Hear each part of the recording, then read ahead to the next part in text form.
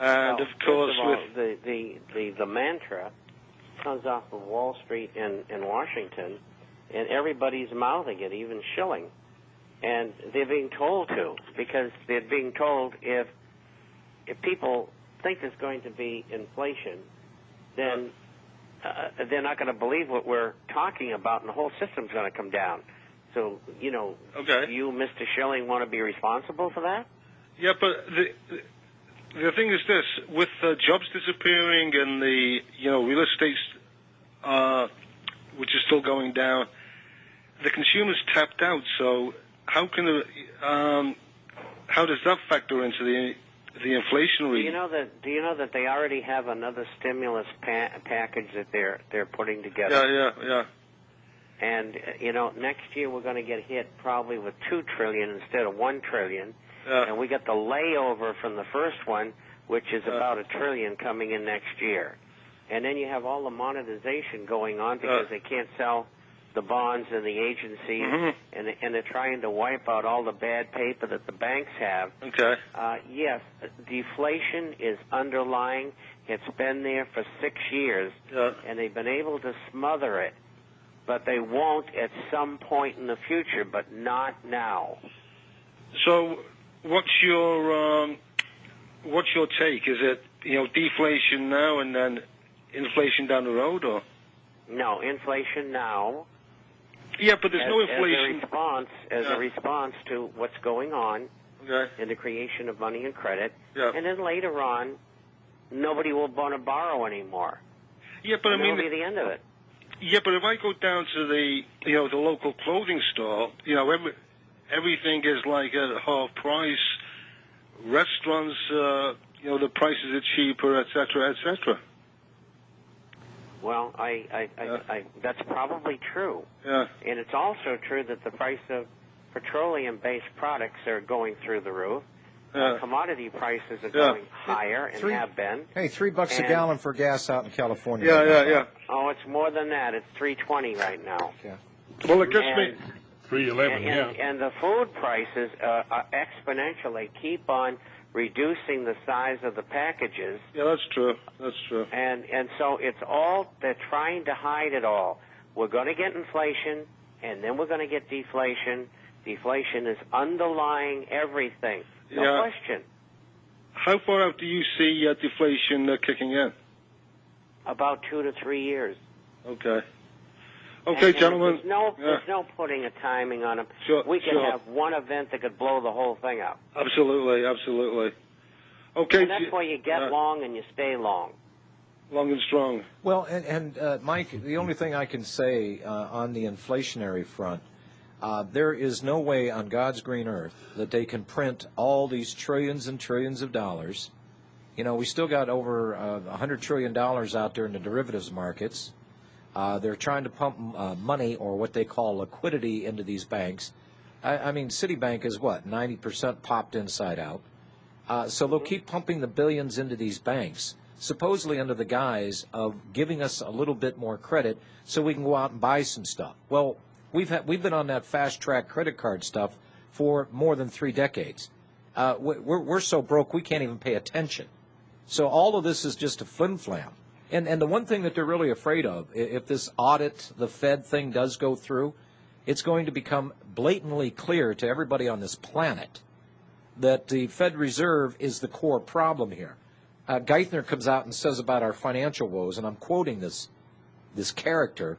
He says, what we're trying to do is focus on the things that were at the core of the problems we saw in the crisis.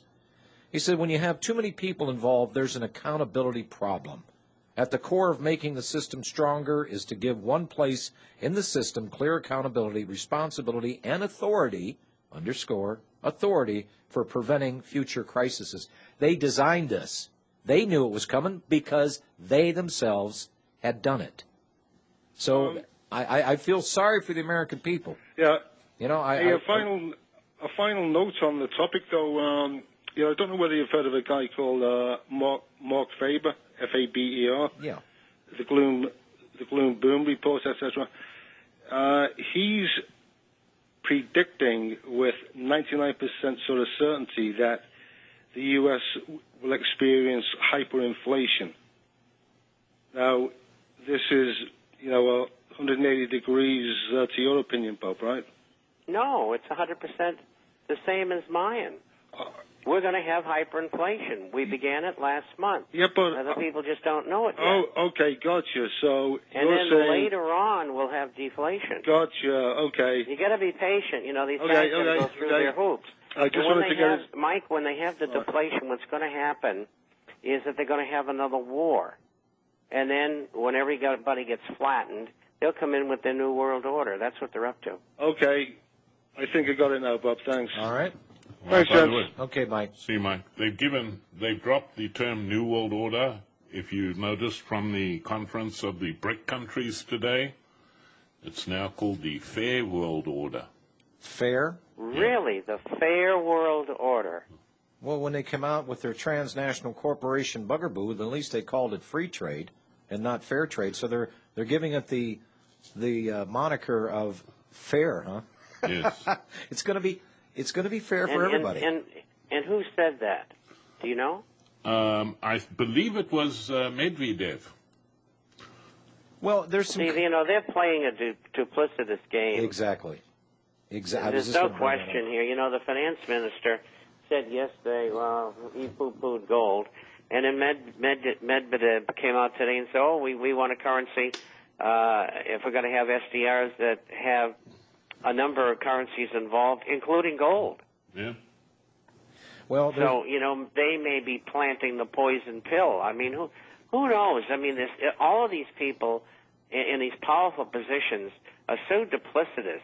You can't believe a thing they say. You have to look behind everything, and you can come up with any conclusion you want that's logical because they lie about everything and nobody believes them, and they won't tell you the truth because it's a state secret.